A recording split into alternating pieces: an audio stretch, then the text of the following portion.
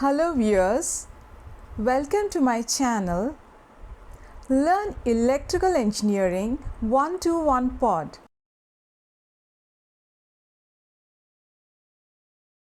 Hello viewers, in last session we started learning what synchros is. That is a combination of synchro transmitter and synchro control transformer. Already we have seen what a synchro transmitter is. Today we will learn what a synchro control transformer is. Now here, other than rotor shape, everything else is same in synchro transmitter, synchro control transformer. Earlier case, the rotor is in dumbbell shape. Here this is in cylindrical shape. That is only to maintain the air gap, practically uniform. That is the only difference. Now here what happens is the EMF generated in the coils of stator, a synchro transmitter, is now being fed to this stator coils of control transformer here. Now the rotor shaft is connected to the load, whose position has to be maintained at desired value, because we are supposed to correct the load position depending upon the current position of the rotor and the applied EMF on the stator coils. EMF is induced in this rotor winding, and this EMF can be measured, and that is used to drive a motor so that the position of the load can be corrected. This is how the synchro control transformer works. We'll see what a synchro error detector is. This is nothing but a combination of synchro transmitter, this one, and synchro control transformer. The stator leads of the transmitter is connected to stator coils of the control transformer, and the angular position of this transmitter rotor is the reference input here, and the control transformer rotor is connected to a servo motor and the shaft of the load, whose position we are supposed to control. Now the induced EMF available across the slip rings, rotor slip rings of control transformer is measured by a signal conditioning circuit, and the obtained output of signal conditioning circuit is used to drive the motor so that you get your desired load position. Now we'll see how the synchro error detector works. Initially, the shafts of the transmitter and control transformer are supposed to be in aligned position. In this position, the transmitter rotor will be in electrical zero position, and we have seen what it is in the earlier session.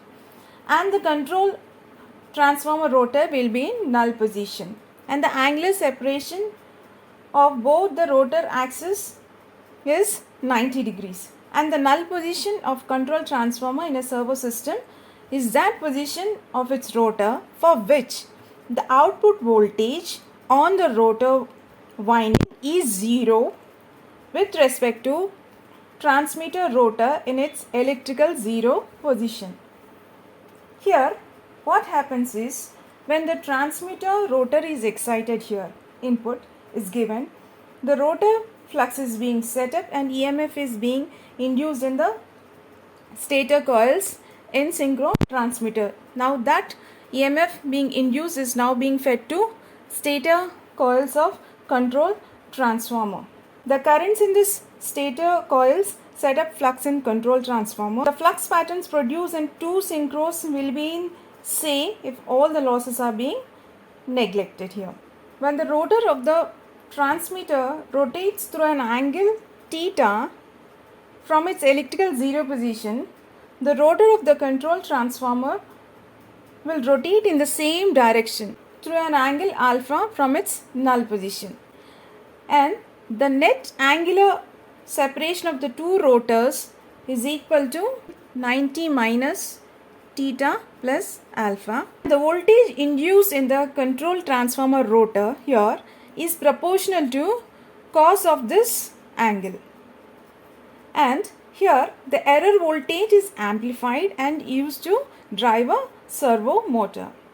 The motor drives the shaft of the synchro control transformer until it comes to a new aligned position at which the error voltage is being 0.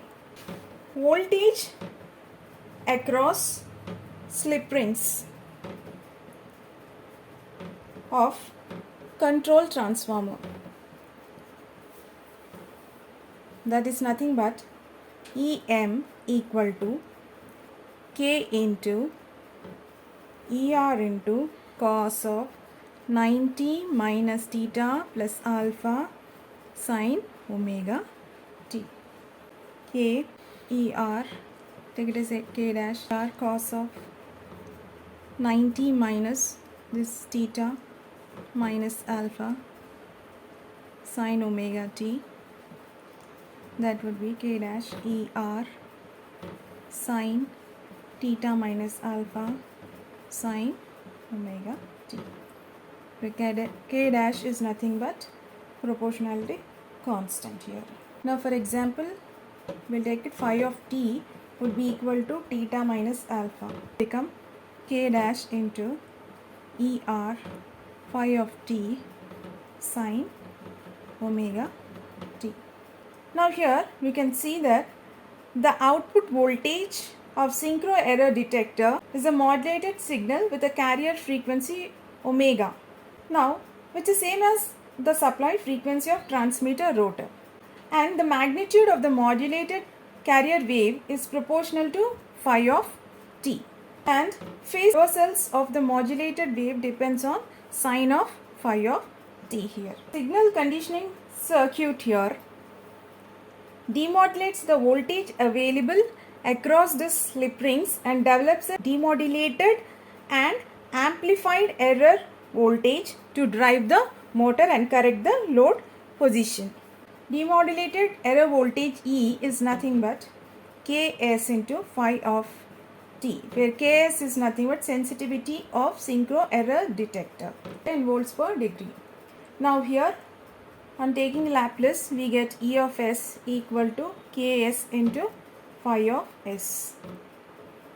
So this would be the transfer function, that is E of s by phi of s equal to Ks would be the transfer function of synchro error detector. So on the whole, we have seen what a synchro control transmitter is from the earlier session. We have seen what a synchro control transformer is and the combination of both the devices and how it works and how the load position is being corrected. Thank you for watching. If you find this video helpful, please like, share and subscribe. Stay tuned for more videos.